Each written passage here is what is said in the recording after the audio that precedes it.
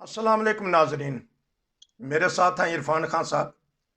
हमने पिछले प्रोग्राम में आपसे वादा किया था, हम बताएंगे आज़म सवाती साहब की जो प्रेस कॉन्फ्रेंस है उसका कट्ठा छट्ठा खोलने के लिए।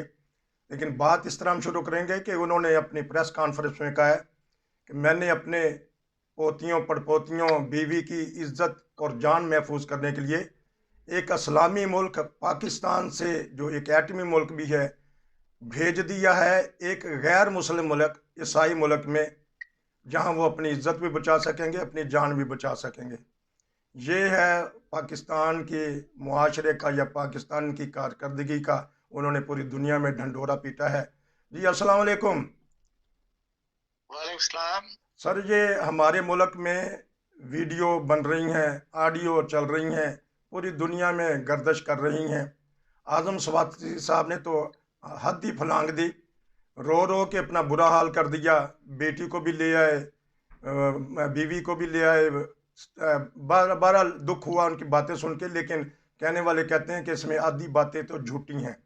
साथ एक छोटा सा वाक्य मैं बयान कर देता हूँ कि कारकर्दगी के हिसाब से ऑस्ट्रेलिया में T20 वर्ल्ड कप हो रहा है। वहाँ एक मुल्क के खिलाड़ी के ऊपर इल्ज़ाम लगता है, एक औरत इल्ज़ाम लगाती है, अदालत ने खड़ा कर लिया और उसकी कोई सुनी नहीं जा रही। ये है यहाँ का यूरोपीय ममालिक का, ईसाई ममालिक का अदल का और इंसाफ का मेयार, जो इमरान खान भी कहते हैं। और पाकिस्तान का मेयार जो है वो आज़म सवाती ने सरेआम चौक पे आके वो उसको फोड़ दिया है। जी बताइएगा कि आज़म सवाती साहब को क्या जरूरत पड़ी कि उनको प्रेस प्रेस कॉन्फ्रेंस की है उन्होंने। ये ये तो आपको उनसे पूछना चाहिए कि आपको प्रेस कॉन्फ्रेंस करने की क्यों जरूरत पेश आई। वो बात यह है कि जो कुछ उनके साथ वाकया बयान किया जा रहा है और उसको जिस तरीके से फैलाया गया है कि पहले उनकी फैमिली को दिखाया गया और उसके बाद फिर वो जो है नेट पर आया और इस तरह दुनिया के अंदर फैला, बहरहाल का बायस शर्म बात है, काबिल शर्म बात है। और जिसके साथ इंसान के साथ ऐसा वाकया होगा वो यकीनन डिस्टर्ब होगा। आलम सवाती साहब जो है वो पाकिस्तान की सियासत के एक नए खिलाड़ी हैं और आज अभी तक वो सियासतदान बन नहीं सके। इनके पास अमेरिकन पासपोर्ट है, इनकी पूरी फैमिली के पास अमेरिकन पासपोर्ट है, क्योंकि ये खुद यहाँ आ गए हैं तो इसलिए इनकी फैमिली भी इनके साथ यहाँ मूव कर गई, वरना ये सारे सारे जो है अमेरिकन पासपोर्ट होल्डर है, वहीं इनका बिजनेस है, वहीं वहां ये लोग रहायश करते थे।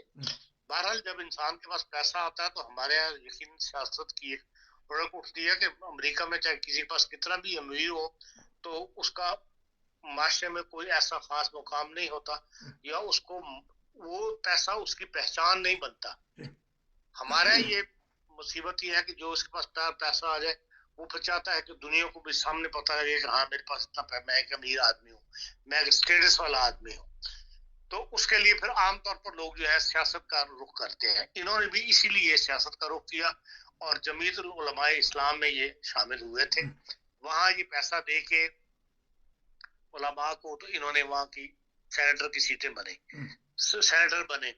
ये तरह मुकाबला करे ना, आके किसी कौमी असम्बली की सीट पे खड़े होकर जीत के दिखाए, पैसा भी जेब से दुगना खर्च होगा और जी जमानत भी जब्त होगी, ये जीत नहीं सकेंगे। इसलिए ये सेनेटर्स को खरीद के उनको पैसे दे के सेनेट में आ जाते हैं, उसके बाद फिर जो पैसा ये वसूल करते हैं। और यहाँ का जो कारकुन है वो जो सियासत के अंदर ऐसे कारकुन दाखिल हो और फिर सियासतदान बने तो उसकी तरबियत और स्टाइल से होती है। इन्हें ये नहीं पता कि पाकिस्तान के हर सियासतदान के पीछे एजेंसियां जो है वो लगी हुई होती हैं और उन्होंने सबकी फाइलें जो है वो बनाई हुई होती हैं और फाइल तभी खुलती है जब उसकी जरूरत पेश आती है। ना ये फौज के खिलाफ बोलते, ना ये फौज के खिलाफ तकरीरें करते, प्रेस कॉन्फ्रेंस करते तो इनकी फाइल ना खुलती। जिस तरह चल रही थी जिंदगी चलती रहती। इन्होंने इमरान खान साहब को का वफादार साबित करने के लिए इन्होंने जो फौज के खिलाफ बयान दिया, उसके बाद इनके घर दायरा जो है वो तंग होना शुरू हुआ।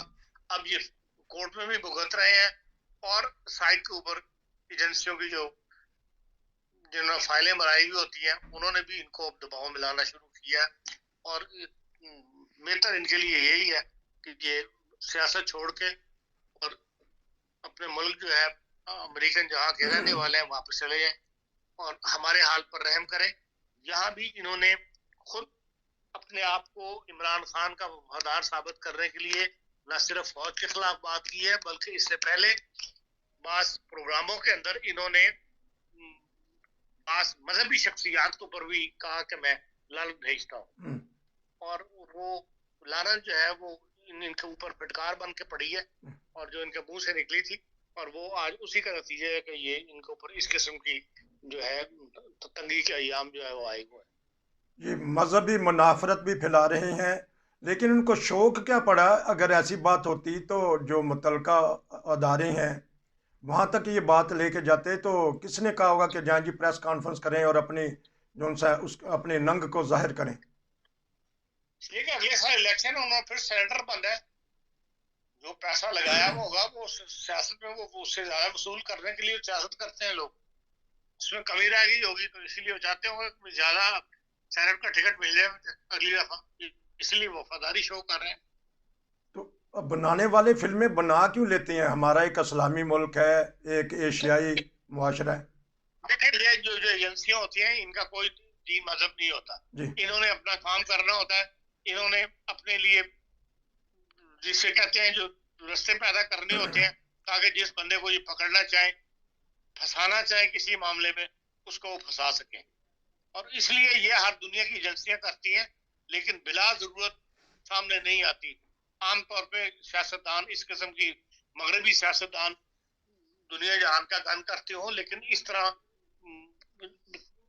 माशा भी उनके लिए कोई ऐसा नहीं है कि भाई जिसके अंदर इस काम को इतना बुरा समझा जाता हो, इसलिए मुमकिन है यहाँ इतनी फिल्में ना बनती हो, लेकिन पाकिस्तान में तो हर एक की जो है कई दफा नेशनल असम्बली के अंदर बहस हो चुकी है, तो नेशनल असम्बली के जो मेम्बरान के लिए जो हॉस्टल्स बनाए गए हैं उनके अंदर कैमरे पकड़े गए हैं, उनके अंदर वीडियोस बनाई गई हैं और रोका गया कि भाई कैमरे उतारे गए, वो कैमरे उतारते हैं फिर कैमरे को नए लगा देते हैं 4 दिन के बाद।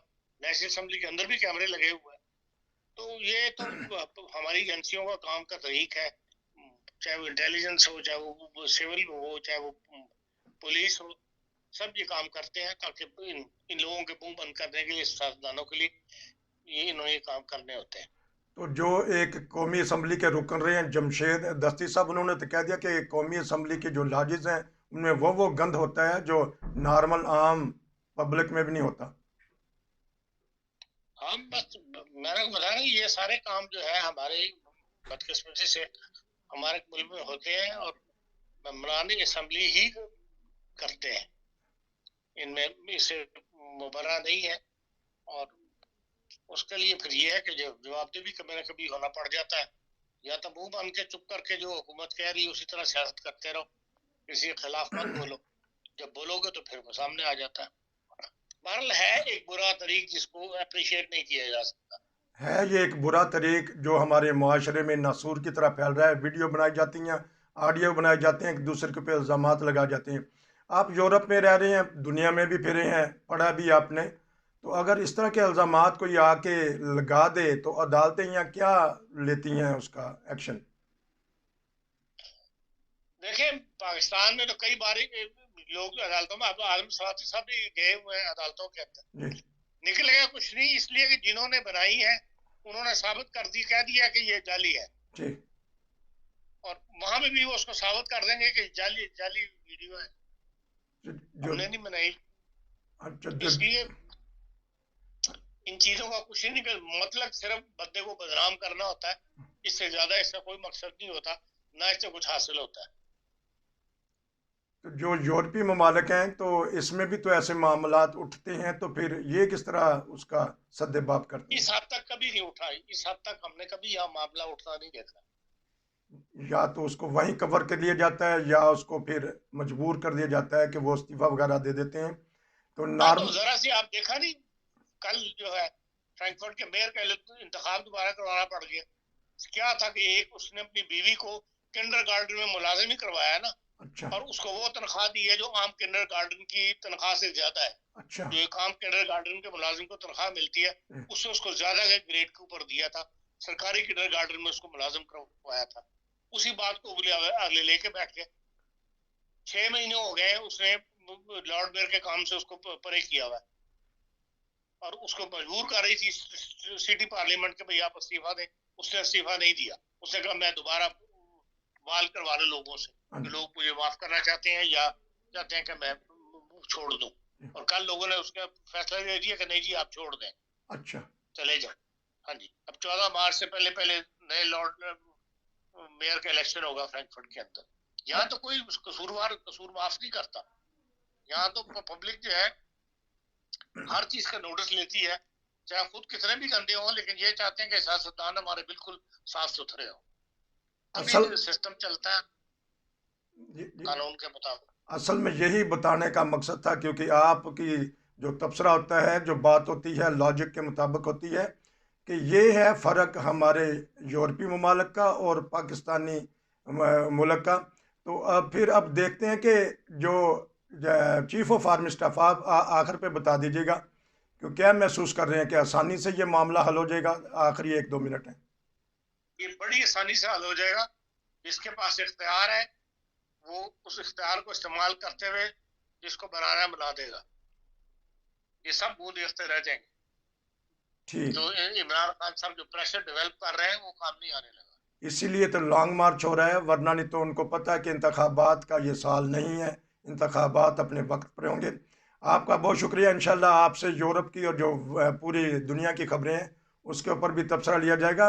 अमेरिका में मिड टर्म इलेक्शन हो रही हैं, तो दोनों एक मौजूदा सदर और साबका सदर दौरा जात पे हैं, इस पर भी बात करेंगे इंशाल्लाह। नसीर को इजाज़त दीजिए। आपका बहुत शुक्रिया। अस्सलाम वालेकुम।